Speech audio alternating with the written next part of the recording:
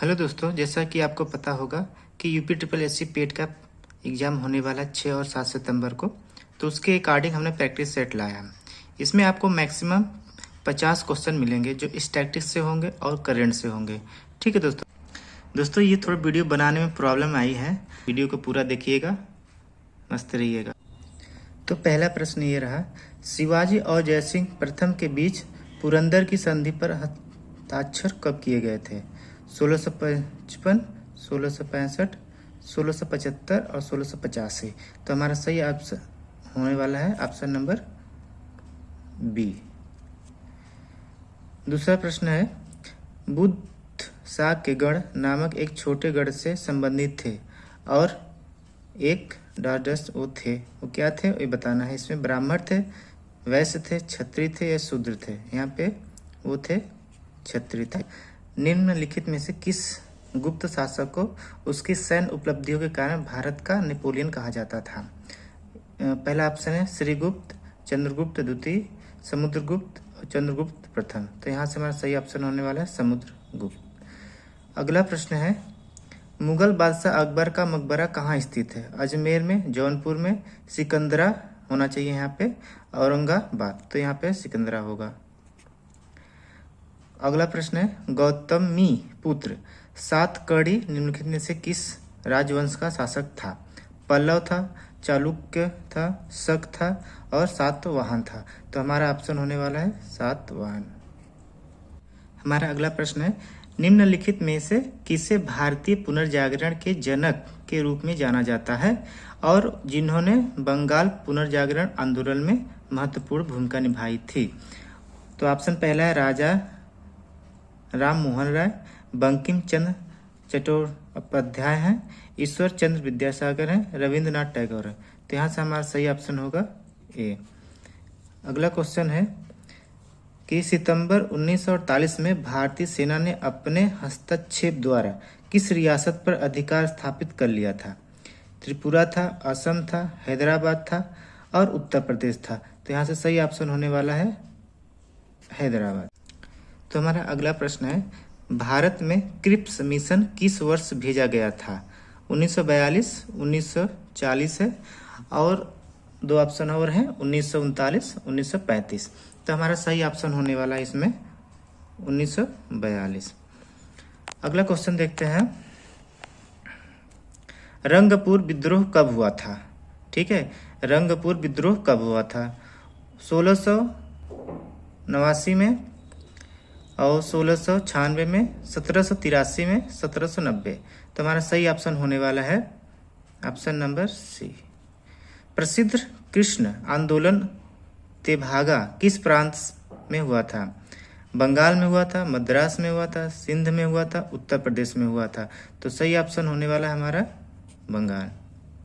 अगला प्रश्न है, निम्नलिखित में से कौन सी नदी अरब सागर में गिरती है? गंगा, कृष्णा, नर्मदा, महानदी। तो हमारा सही ऑप्शन होने वाला है नर्मदा। अगला प्रश्न है, समुद्र की ओर प्रवाहित होते हुए जब एक नदी कई छोटे छोटे जल मार्गों में विभाजित हो जाती है तो किस प्रकार का जल निकाय बनता है? लैगून बनता है, डेल्टा बनता है, ऑक्सबो झील बनता है या मुहाना बनता है? तो हमारा सही ऑप्शन होने वाला है डेल्टा बनता है। निम्नलिखित में से किस महासागर के मध्य में टोरेस जल डमरू मध्य स्थित है? तो पहला है ऑप्शन हमारा प्रशांत महासागर, हिंद महासागर, आर्कटिक महासागर और अटलांटिक महासागर। तो सही ऑप्शन होने वाला है हमारा प्रशांत महासागर। अगला प्रश्न है, निम्नलिखित में से कौन सा पर्वतीय स्थल धौलाधार पर्वत श्रेणी में स्थित है? पहला डलहौजी, नैनीताल, गुलमर्ग है और कंपली पोंग है। ठीक है, तो यहाँ से सही ऑप्शन हमारा होने वाला है डलहौजी। अगला प्रश्न है, निम्नलिखित में से किस राज्य में यूथांग घाटी स्थित है? नागालैंड में, उत्तराखंड में, सिक्किम में, हिमाचल प्रदेश में? तो सही ऑप्शन होने वाला है हमारा सिक्किम में। अगला प्रश्न है, मौलिक कर्तव्यों को भारतीय संविधान के किस भाग के अंतर्गत जोड़ा गया है? भाग 4A, भाग 4, भाग 6A, भाग 6। तो हमारा सही ऑप्शन होने वाला है पहला ठीक है, भाग 4A में। अगला प्रश्न है, भारतीय संविधान में विधायी प्रक्रिया किस देश से ली गई है?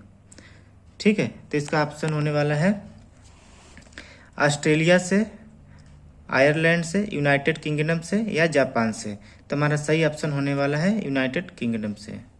हमारा अगला प्रश्न है, कौन सा नीति निर्देशक सिद्धांत नागरिकों के लिए एक समान नागरिक संहिता प्रदान करता है? अनुच्छेद 41, अनुच्छेद 42, अनुच्छेद 43, अनुच्छेद 44। तो हमारा सही ऑप्शन होने वाला है अनुच्छेद 44। राज्य विधानमंडल के प्रत्येक सदन को समय समय पर बैठक के लिए कौन बुलाता है? इसमें से ऑप्शन है मुख्यमंत्री, विधानसभा अध्यक्ष, राज्यपाल और विधान सभा उपाध्याय। तो हमारा सही ऑप्शन होने वाला है राज्यपाल। अगला प्रश्न है, भारतीय संविधान में 11वां मौलिक कर्तव्य किस वर्ष जोड़ा गया था? 2000, 2002 में, 2001 में, 2003 में। तो हमारा सही ऑप्शन होने वाला है 2002 में। निम्नलिखित में से किस बैंक का इंडियन बैंक में विलय किया गया था जो 1 अप्रैल 2002 से प्रभावित हो गया था? Oriental bank of commerce, corporation bank, Allahabad bank, syndicate bank. तो यहाँ से ऑप्शन सी सही होगा। ठीक है, इलाहाबाद ये ऑप्शन गलत है।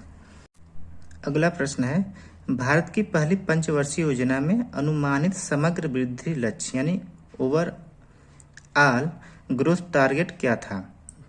2.1%, 4.2%, 1.3% और 3.5%। तो हमारा सही ऑप्शन होने वाला है ऑप्शन नंबर ए। अगला प्रश्न है, जीएसटी भारत में अधिरोपित एक अप्रत्यक्ष कर है। जीएसटी का पूर्ण रूप है वस्तु और सरचार्ज कर, वस्तु एवं सेवा कर, सामान्य सेवा कर या सामान्य संरचना। ठीक है, तो यहाँ से सही ऑप्शन होने वाला है हमारा वस्तु एवं सेवा कर। अगला प्रश्न है, किसी देश के आधुनिकीकरण और समग्र समृद्धि को बढ़ावा देने के लिए निम्नलिखित में से कौन सा अधिक महत्वपूर्ण है?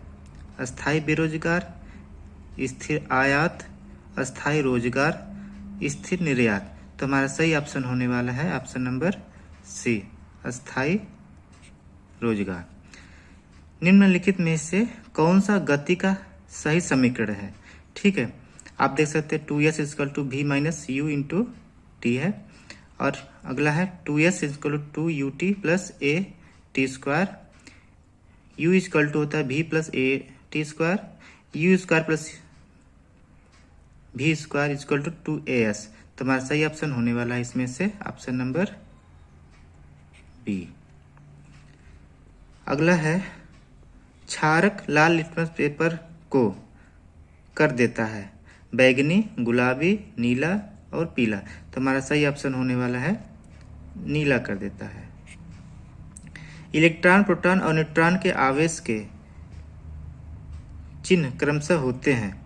ठीक है, इलेक्ट्रॉन और प्रोटॉन और न्यूट्रॉन के आवेश के चिन्ह होते हैं। आप यहाँ से देख सकते हैं, इलेक्ट्रॉन ऋणात्मक होता है, प्रोटॉन प्लस में होता है और न्यूट्रॉन उदासीन में होता है। तो यहाँ से पहला ही ऑप्शन आप टिक कर सकते हैं।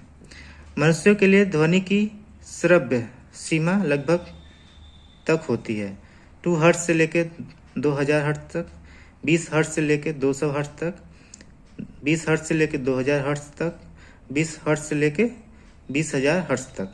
तो इसका सही ऑप्शन आप बता सकते हैं, इसमें हो सका डी। हमारा अगला प्रश्न है, हरी मटर का वैज्ञानिक नाम क्या है? Pisum sativum, Pisum sativum, Triticum aestivum, Zea mays. तो हमारा सही ऑप्शन होने वाला है यहाँ से पाइसम सेटाइवम। अगला प्रश्न है, पीएम सूर्य घर मुफ्त बिजली योजना में कौन सा लाभ शामिल नहीं है? सरकार के लिए बिजली की कीमतों में कमी। अगला ऑप्शन है नवीनीकरण ऊर्जा का उपयोग बढ़ाना, निजी क्षेत्र के लिए बिजली की कीमतों में कमी, घरों के लिए मुफ्त बिजली। तो यहाँ से सही ऑप्शन होने वाला है ऑप्शन नंबर सी। अगला प्रश्न है, सरहूल उत्सव निम्नलिखित में से किस राज्य में मनाया जाता है? हिमाचल प्रदेश, झारखंड, उत्तर प्रदेश और उत्तराखंड। तो हमारा सही ऑप्शन होने वाला है उत्तराखंड। देवगढ़ का दशावतार मंदिर निम्नलिखित में से किस राज्य में स्थित है? मध्य प्रदेश, उत्तर प्रदेश, महाराष्ट्र, राजस्थान। हमारा सही ऑप्शन होने वाला है उत्तर प्रदेश। आइए अगले प्रश्न की ओर चलते हैं। अगला प्रश्न है, निम्नलिखित में से कौन सी एशिया की सबसे बड़ी घाटी है?